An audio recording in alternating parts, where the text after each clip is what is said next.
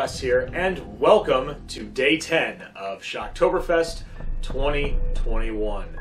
We are now in the double digits, and now it's time for something a little campy, a little odd, a little weird. We're going to be talking about 1977's Attack of the Killer Tomatoes. You knew this was going to happen at some point or another because, as I've mentioned before, I like camp, I like corny, I like some dumb stuff. I mean, not necessarily this being a dumb movie, this is just something that's just off the beaten path, but even though some might consider it dumb, I consider it actually rather intelligent.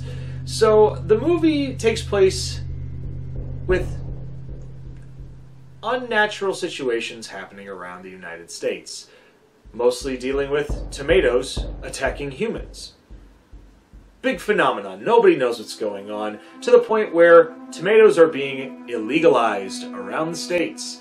And the only way that they're going to figure out what's going on with this big tomato menace, there's a young man named Mason Dixon that works within the government trying to figure out what's going on. He's trying to ask the Secretary of State, Jim Richardson, what's going on. And while he's trying to take care of this, there's a young reporter named Lois. I see a connection here, but we'll get back to that at some point, if at all.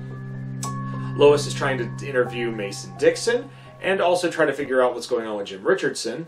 Meanwhile, Mason Dixon is also in charge of getting the anti-tomato group to destroy them. We have the main goer, we have Lieutenant Wilbur Finletter. Oh, this guy is just a hoot. He's basically just like one of those, war vets that's a little kooky, has seen some stuff, man. We also have Master of Disguise Sam Smith, we have gymnast Greta Attenbaum, and we also have deep sea explorer Greg Colburn. He is kind of the Aquaman of the group, so to speak, no pun intended. Well, while all this is going on, with the team trying to dispatch all of the tomatoes, we find out Greta gets killed, Sam Smith's cover is blown, Wilbur Finletter almost attacks Lois while she's trying to seduce him, or thinking that she's going to seduce Mason Dixon, and Mason Dixon finds out that Jim Richardson is in on the tomato conspiracy all along. And Wilbur Finletter saves the day before Jim Richardson can shoot Mason Dixon by stabbing him right in the gut with his sword. There is one way the tomatoes can be stopped. Music. Not just any specific type of music, bad music. And there's a specific song that was used called Puberty Love. One of the worst songs ever written. Well, Wilbur Finletter and Mason Dixon decide they're going to play it over a loudspeaker, lure all the tomatoes out into the open, play the song. They get transformed back into regular size, and all the people around the states go stomping them left and right. Mason Dixon meets up with Lois, they share an embrace, and the rest is history. Or so we think. What I love about this movie is the fact of how campy it is and how many jokes they poke fun. They poke fun at the movie industry. They poke fun at the government in a way. I mean, the movie very, very much resembles something out of like Airplane, with some of the the tongue-in-cheek jokes. Like at one point, there's a small boardroom, and all of a sudden, all of the ministers of defense and everybody are like climbing over each other to the point where they're just trying to get in this small room, which I find pretty hilarious. Another moment is when the scientist from Japan is speaking. He is speaking inaudibly in Japanese, but it's an English dub, which it makes it very Godzilla-esque, which I think was kind of funny and kind of cool at the same time.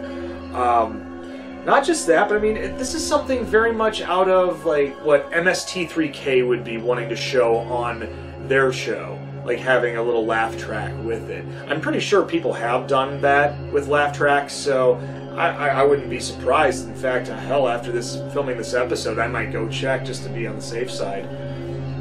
What I don't like about it, not really much I don't like about it. I mean, the fact of the matter is, that Puberty Love song is pretty annoying, and quite frankly, I have to cover my ears every time I hear it just because it makes my skin crawl.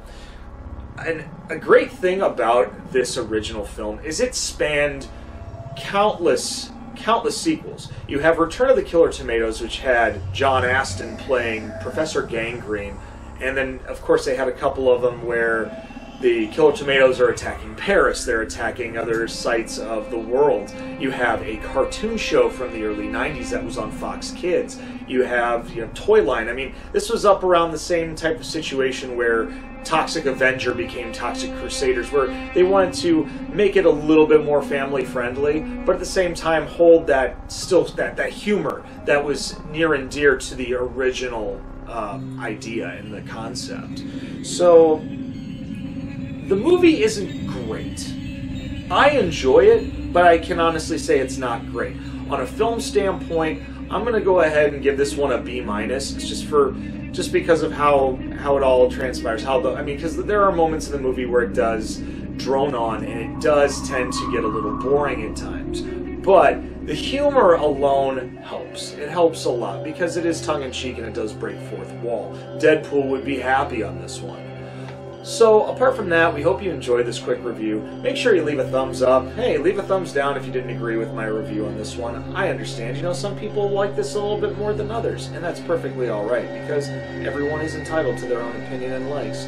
Also, make sure that you share on social media, but most importantly, push that little red button, and don't forget to ring the bell for instant notifications on Dragonfire Entertainment.